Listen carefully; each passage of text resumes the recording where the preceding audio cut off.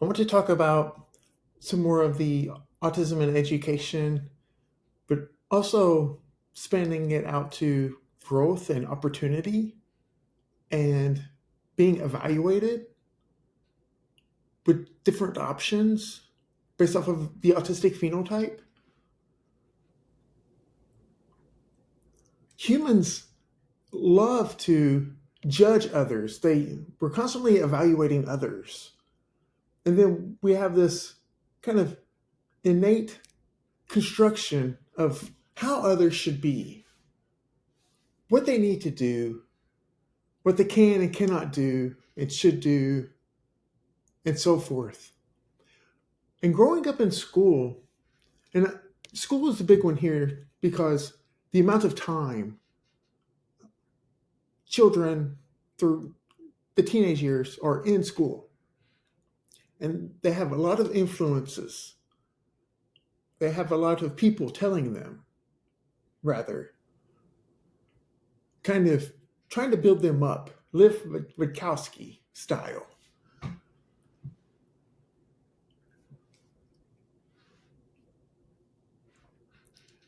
When people are viewing the autistic phenotype, especially, they have a lot of opinions because it goes back to, can you fit in or not? And are you like the so-called normal people or not? And this is big because the other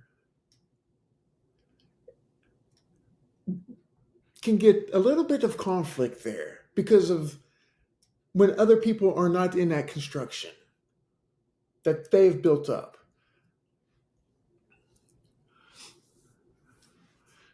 Be it an educator or a parent, friend, family,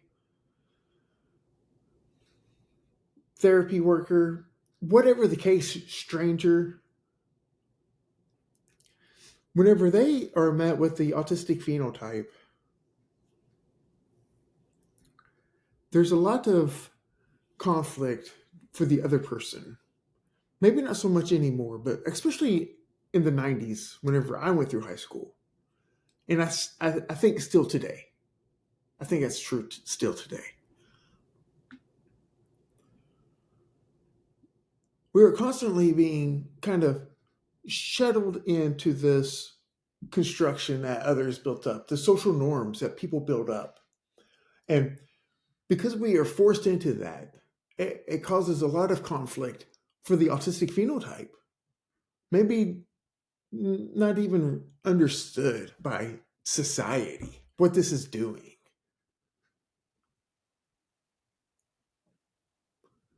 And instead of understanding the autistic phenotype, instead, we're kind of forced into this construction that is just completely in contrast of what we can do, what we even enjoy and want to do. Two different things there. And something that is a big problem because of the education and the time. Autistics aren't utilized. They're not developed into their specific phenotype.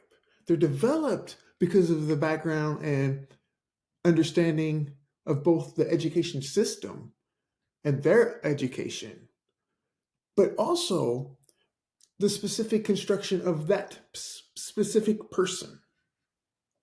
That specific person from the outside viewing in has this construction of what others should be like.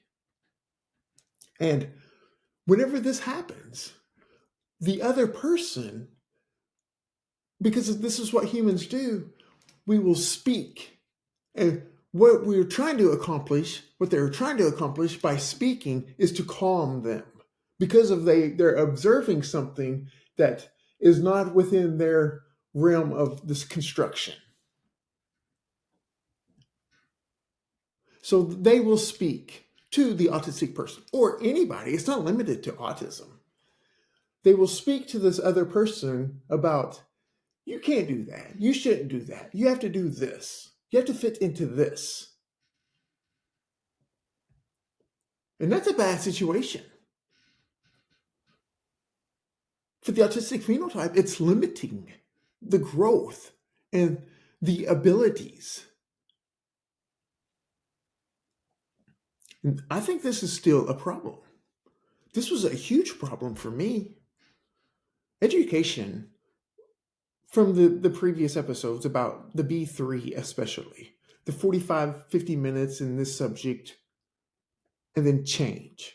45, 50 minutes in this subject, and change.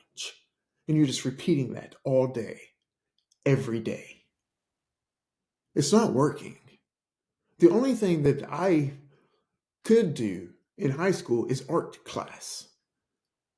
And it helped that I enjoyed it and I could do it, but it was just me and whatever was going on. And I could express it for 45, 50 minutes, whatever the case.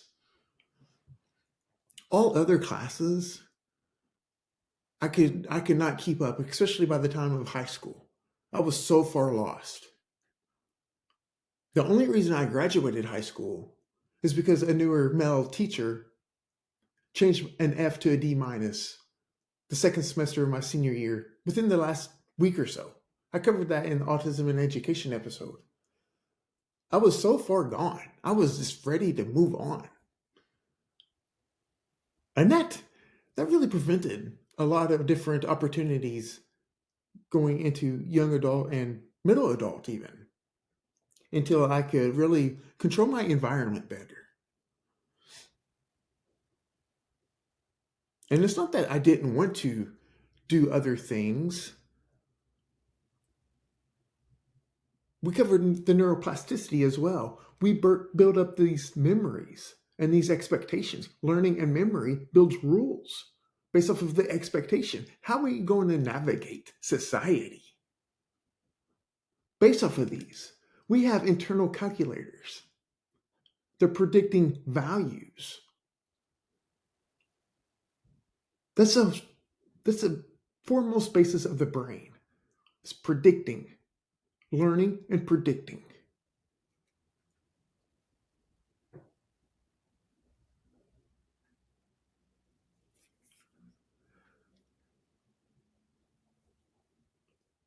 Whenever autistics are navigating this social world,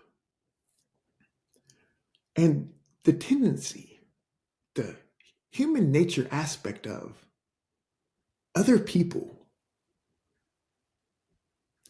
forcing, even directly or indirectly, they probably don't even know. This is because it's so innate. Humans force other people into this facade construction, and it's very harmful.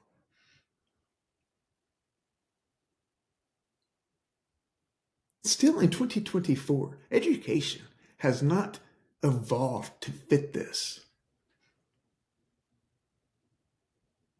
Society as a large, not so much either, but if we zoom into a specific setting, the education setting, then we can evaluate this.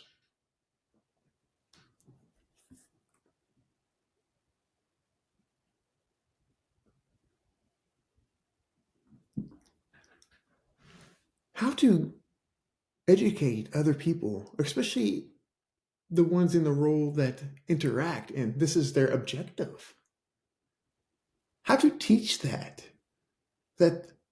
even at large, removing autism out of it, how to teach them that you are evaluating this based off of this construction that you've created. And if somebody is not in line with that, you are going to have massive amounts of conflict and you are going to inject yourself into it to try to settle this, because that settles you. That is how the nervous system works.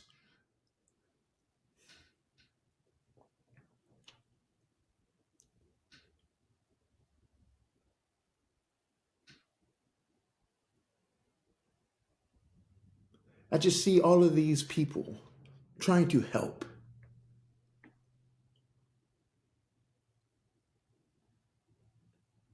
And I'm not saying their spirit is not there. I'm just thinking that their ability is lacking. And I'm not taking shots at other people here. But what is happening is not working.